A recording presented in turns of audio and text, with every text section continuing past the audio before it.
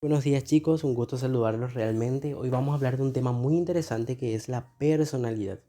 Y suelen escuchar ustedes esa famosa propaganda que dice cada persona es un mundo. Y realmente es así. Todos somos únicos en nuestra personalidad, ¿sí? Y cada uno de nosotros reaccionamos de diversas maneras ante las diferentes situaciones que se nos presentan a diario. Por ejemplo, una persona puede ponerse feliz porque sacó un 2 en matemáticas. Sin embargo, otra puede ponerse triste porque podía haber hecho más.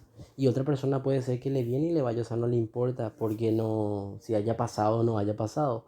Y se dan cuenta cómo cada una de esas personas tienen diferentes formas de actuar ante la misma situación. Y esa justamente es la personalidad. Es ese conjunto de sentimientos, emociones y pensamientos que se expresan a través de la conducta, ¿sí? Y ¿cuáles son las características de la personalidad? Y básicamente podemos decir que la personalidad no es medible, o sea que no se puede decir cuánta personalidad tiene otra persona. Es única porque cada uno de nosotros tiene solamente una personalidad y eso la define justamente. Es histórica porque influye bastante eh, toda la concepción desde antes. Si el chico, por ejemplo, fue querido durante el embarazo, cómo se le trató durante la infancia, todo eso influye en la personalidad. Por eso decimos que es histórica, o sea, forma parte del pasado, el presente y también de su futuro. Y es dinámica porque vamos aprendiendo a través de la experiencia a diario, la forma en que nosotros afrontamos una situación o respondemos ante una situación va forjando nuestra personalidad. Ejemplo, vamos a suponer de que yo estoy saliendo con una chica y terminamos por algo de motivo. La próxima vez que yo tenga una relación, ese error que yo cometí o que cometió la otra persona, yo puedo buscar que no pase, aprendiendo justamente y evitar que suceda en mi próxima relación. A eso se refiere a que es dinámica. A través de la experiencia se puede ir modificando, ¿ok? Y para entender un poquitito más vamos a hablar de la estructura de la personalidad. Y hay hasta hoy en día muchos psicólogos y de la personalidad se preguntan, ¿cuál tiene más influencia? ¿La personalidad es heredada o la personalidad se forma a través de la experiencia? ¿Qué ustedes piensan? Y la verdad que tiene un componente de ambos, o sea, la personalidad es heredada. Y vamos a entender un poquitito esto hablando de lo que sería el temperamento y el carácter. ¿Qué es el temperamento?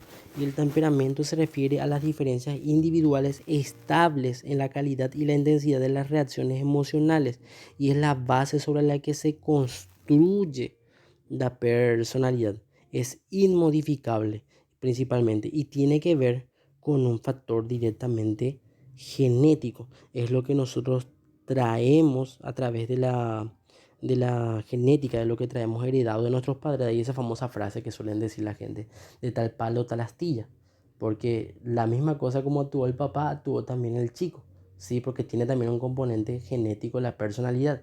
Y estudios científicos también demuestran, por ejemplo, estudios de gemelos que fueron separados de su familia y que fueron criados en familias diferentes. Al crecer tienen la misma forma de actuar, o sea, tienen casi la misma personalidad, no hay mucha diferencia. De ahí es que se dice que tiene un factor también hereditario. Y a eso se refiere el temperamento. Y el temperamento no es modificable. Bueno, eso se pensaba hasta hoy en día que se puede decir que hay algunas, por el tema de la neuropsicología que estudia la plasticidad del cerebro, se dan cuenta que puede ser también modificable.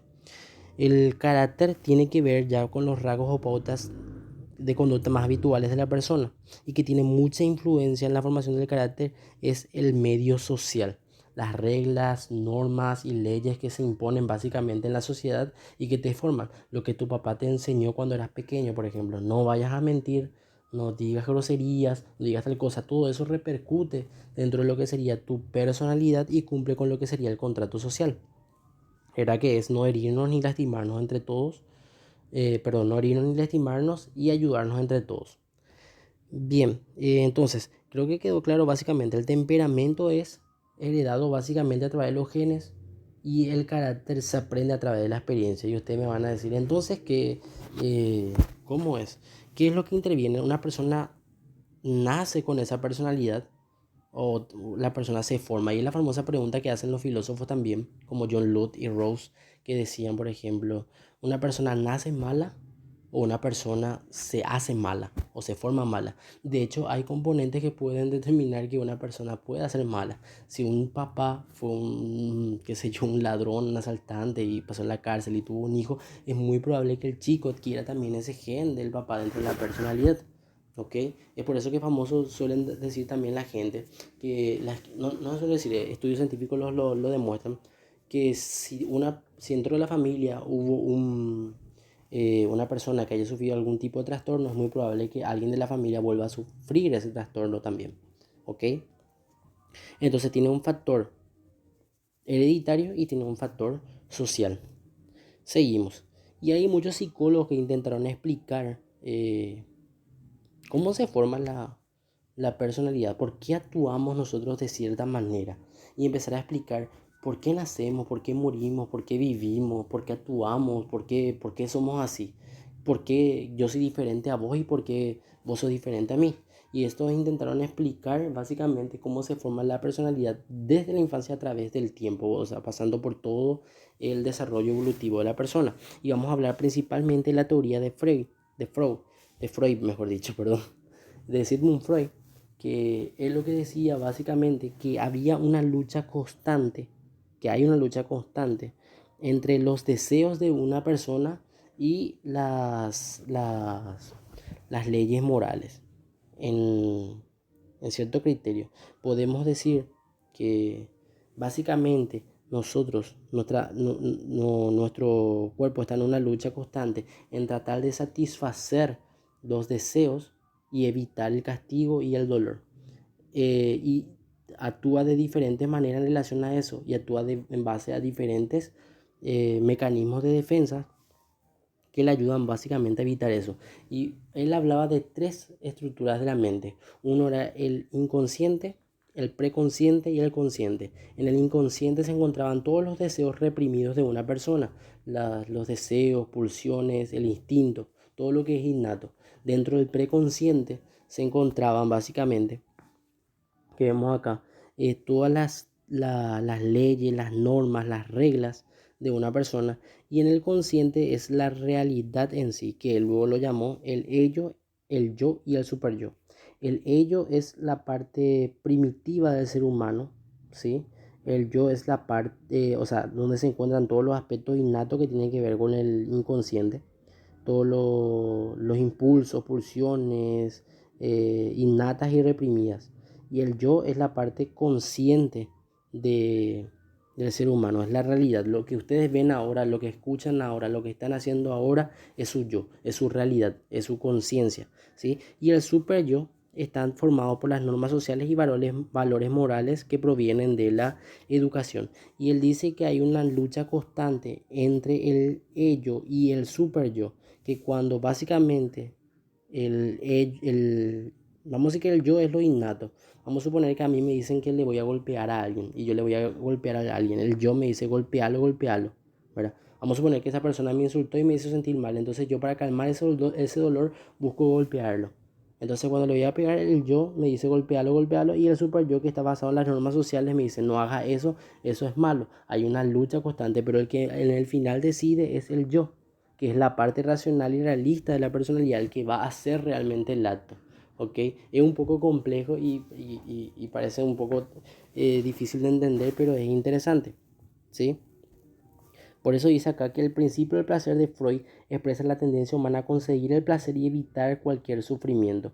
Busca satisfacer esa necesidad. Por eso, por ejemplo, cuando una persona te deja, cuando tu pareja te deja, generalmente suele a recordar básicamente las cosas que vivieron juntos y empiezan a pensar, empiezan a fantasear, y esa es una forma de